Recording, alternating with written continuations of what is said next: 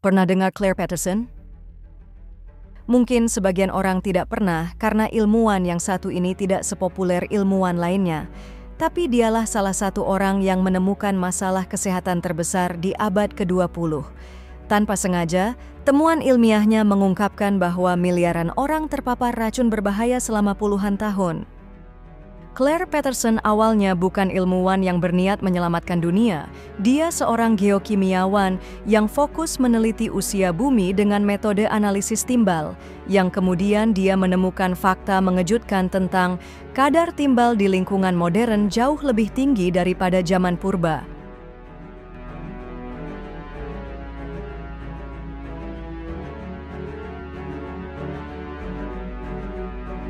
Claire Patterson adalah seorang ahli geokimia Amerika yang terkenal karena menentukan usia bumi dengan sangat akurat dan memperjuangkan penghapusan timbal dari bensin. Pada tahun 1956, ia menggunakan metode penanggalan isotop timbal dan uranium dalam meteorit untuk memperkirakan bahwa bumi berusia sekitar 4,55 miliar tahun, angka yang masih digunakan hingga sekarang. Selain itu, dalam penelitiannya, ia menemukan bahwa kadar timbal di lingkungan telah meningkat drastis akibat penggunaan bensin bertimbal. Ia kemudian menjadi tokoh utama dalam kampanye ilmiah yang akhirnya mendorong pelarangan bensin bertimbal di banyak negara.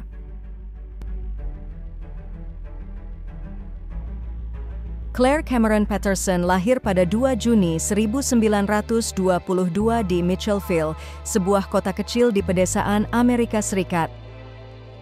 Sejak kecil, ia menunjukkan minat yang besar terhadap sains dan sering melakukan eksperimen sendiri di rumah. Orang tuanya, yang bekerja sebagai guru, sangat mendukung pendidikannya. Ketika remaja, ia mulai mendalami pelajaran di bidang kimia dan fisika, serta menunjukkan kemampuan akademik yang luar biasa. Keingintahuannya yang besar dan ketertarikannya pada ilmu alam membawanya untuk mengejar pendidikan tinggi di bidang sains. Setelah menyelesaikan sekolah menengah, Patterson melanjutkan studinya di Grinnell College, sebuah universitas kecil di Iowa yang dikenal memiliki program sains yang berkualitas. Di sana, ia mengambil jurusan kimia dan berhasil menyelesaikan gelar sarjana dengan prestasi akademik yang sangat baik. Selama kuliah, ia menunjukkan ketertarikan pada bidang geokimia dan fisika nuklir, dua bidang ini yang kemudian menjadi dasar bagi penelitiannya di masa depan. Namun, jalannya menuju dunia penelitian tidak berlangsung mulus, karena Perang Dunia Kedua mengubah arah karir ilmiahnya. Ketika Perang Dunia Kedua berlangsung, banyak ilmuwan di Amerika Serikat direkrut untuk bekerja dalam proyek-proyek militer. Salah satu proyek terbesar saat itu adalah Proyek Manhattan, program rahasia untuk mengembangkan bom atom pertama di dunia. Sebagai mahasiswa kimia berbakat, Patterson direkrut untuk bekerja dalam proyek ini. Ia ditempatkan di University of Chicago, di mana ia membantu memurnikan isotop uranium dan plutonium, yang menjadi bahan utama dalam pembuatan bom nuklir. Di laboratorium ini, ia kemudian bertemu dengan Harrison Brown, seorang ilmuwan yang kemudian menjadi mentornya dan berperan penting dalam karir ilmiahnya. Brown juga mengarahkan perhatian Patterson pada geokimia isotop, bidang yang kemudian menjadi fokus utama penelitiannya. Setelah perang berakhir, Patterson memutuskan untuk meninggalkan dunia penelitian nuklir dan kembali ke bidang akademik. Atas rekomendasi Harrison Brown, ia diterima sebagai mahasiswa pasca sarjana di Caltech, California Institute of Technology, salah satu institut penelitian terbaik di dunia. Di Caltech, ia mulai bekerja di bawah bimbingan Harrison Brown dalam penelitian geokimia, khususnya dalam studi tentang penanggalan isotop uranium lead. Brown memiliki gagasan bahwa metode ini dapat digunakan untuk menentukan usia bumi dengan lebih akurat dibandingkan metode sebelumnya. Sebagai bagian dari penelitian doktornya, Patterson diberi tugas untuk mengukur rasio isotop timbal dalam batuan dan meteorit. Tujuannya adalah untuk menghitung usia bumi berdasarkan proses peluruhan uranium menjadi timbal, yang berlangsung dalam jangka waktu miliaran tahun. Akan tetapi, terjadi masalah besar di mana batuan di bumi telah mengalami daur ulang geologi selama miliaran tahun, sehingga tidak dapat digunakan untuk menghitung usia asli bumi. Namun, Peterson memiliki solusi, yaitu dengan menggunakan meteorit sebagai sampel.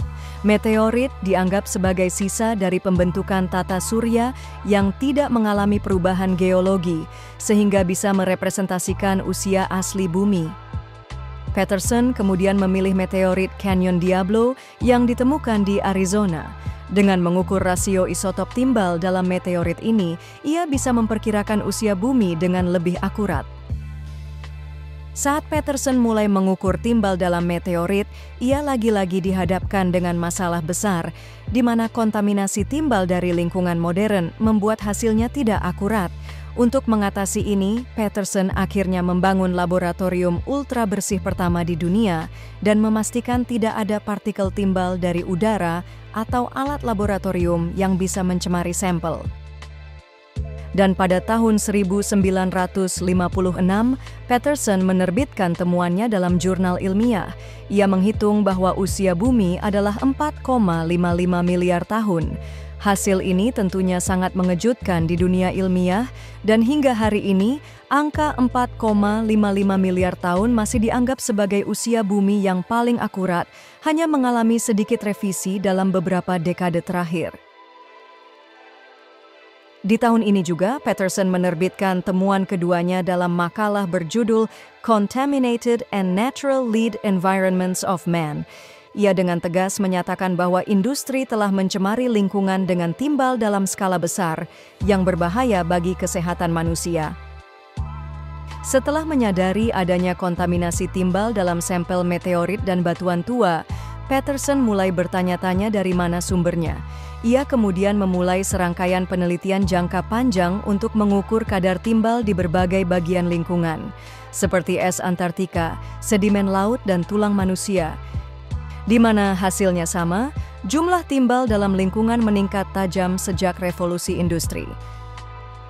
Semua data ini menunjukkan bahwa timbal tidak alami tersebar luas di lingkungan, tetapi berasal dari aktivitas industri manusia yang berasal dari bensin bertimbal, industri logam, dan pembakaran bahan fosil.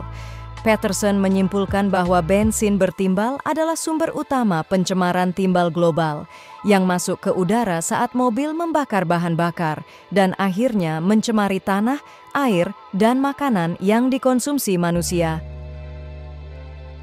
Dampaknya terhadap kesehatan yaitu seperti penurunan IQ dan gangguan perkembangan anak-anak serta resiko penyakit jantung dan stroke.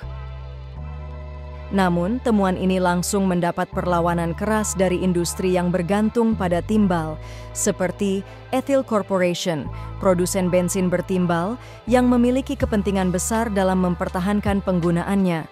Industri otomotif dan minyak menolak klaim bahwa bensin bertimbal berbahaya karena menganggapnya sebagai bahan bakar superior. Dan beberapa ilmuwan yang didanai industri berusaha membantah penelitian Peterson dengan menyatakan bahwa kadar timbal tinggi dalam tubuh manusia adalah alami. Karena temuan Peterson mengancam bisnis mereka, ia mulai mengalami berbagai bentuk tekanan dengan memotong pendanaan penelitiannya. Peterson juga dilarang masuk ke laboratorium milik pemerintah, dan industri mencoba mendiskreditkan reputasinya dengan menyebarkan opini bahwa timbal tidak berbahaya. Meskipun mendapat banyak hambatan, Peterson tetap tidak mundur. Ia terus mempublikasikan penelitian dan bersaksi di depan pemerintah Amerika mengenai bahaya timbal. Berkat kegigihannya ini, akhirnya penelitian independen lain mulai mendukung klaimnya, dan bukti bahaya timbal menjadi semakin sulit untuk disangkal. Perjuangannya membuahkan hasil dengan berbagai regulasi penting. Di tahun 1970, Badan Perlindungan Lingkungan Amerika mulai membatasi kadar timbal dalam bensin. Dan di tahun 1986, timbal dalam bensin dilarang sepenuhnya di Amerika. Hingga kini, banyak negara di dunia mengikuti langkah ini, melarang atau membatasi timbal dalam bensin dan produk lainnya. Setelah penghapusan bensin bertimbal, hasilnya terlihat sangat jelas, di mana kadar timbal dalam darah manusia menurun drastis.